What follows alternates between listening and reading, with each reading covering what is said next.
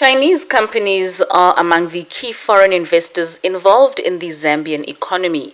Businesses owned and operated by the Chinese in Zambia have become key sources of employment for local people and are helping in contributing to the economic growth of the southern African country. Chinese investments in Zambia range from mining interests in the copper belt to investments in agriculture, manufacturing and tourism. Their presence in Zambia is also strengthening bilateral relations between the two countries. China's ties with Zambia backdates the early 1950s with the construction of the railway lines. It has grown further in the past few years with more investment opportunities. Good Time Steel is headquartered in Lusaka, Zambia's capital city.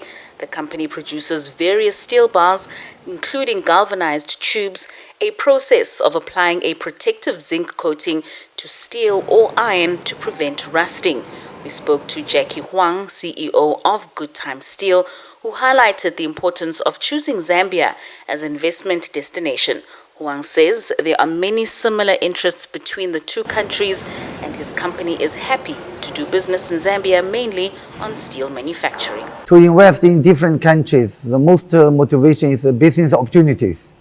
So we know Zambia is one of the best investment destinations in whole Africa, even the whole world.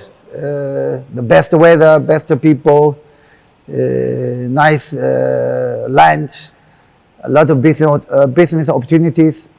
That's a few sections which drive us to Zambia, to invest in Zambia. Despite the language and work cultural barriers, the Chinese investment has created massive employment opportunities, particularly in the mining and manufacturing sectors, and has contributed in the reduction of unemployment rate very significantly. I believe we invest in Zambia in the past 15 years, and the Zambia government and Zambia people benefit a lot from our investments. First of all, of course, we pay tax. We create more than 2,000 direct employment. Indirect, I believe, it's more than 10,000. We donate a lot of money to local community, to government, and social responsibilities. It's always be there. Every year we do some different projects to help schools, to help employees, to help any department. Other benefits include transfer of technological expertise, which improve productivity, which lead to skills development among Zambian employees. I've worked for this company for almost 10 years. Yeah, I've benefited a lot, as in terms of the steel industry and the benefits that is given to the community, because most people are able to build more, because most of the building materials are locally manufactured and at least they are near their communities. Analysts also believe the Chinese presence in Zambia is making a difference. Zambian Authority on Economics and Finance analyst Trevor Hambai says it is worth noting that there have been discussions and debates about the impact of Chinese investment on Zambia's debt sustainability and potential issues related to labor practices and environmental concerns. So I think China as a country has got a long-term strategy to be able to infiltrate new regions for them in terms of growth. Firstly is that Africa is a very attractive destination for China because of all the resources that are here.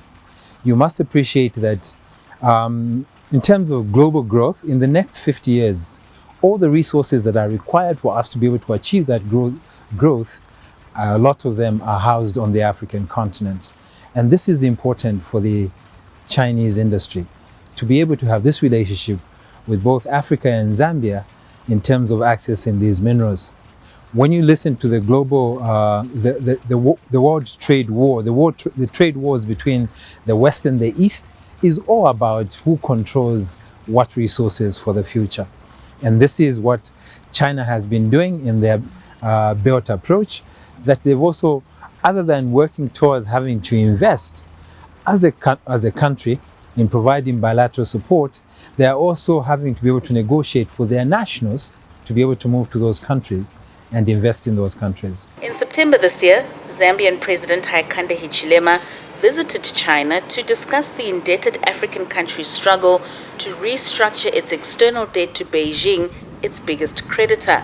In 2020, Zambia defaulted on its sovereign debt and became a test case for a debt restructuring framework initiated by the Group of 20 Wealthy Nations during the pandemic, which intended to streamline providing debt relief, though it became stuck with disagreements over which lenders should accept haircuts. The process has been painfully slow for Zambia, which in June at a summit in Paris finally struck a deal with its bilateral creditors, including China, to reschedule its payments over more than 20 years and with a 3-year grace period during which only payments on interest are due. Masintle Makhalimele for African News, Lusaka, Zambia.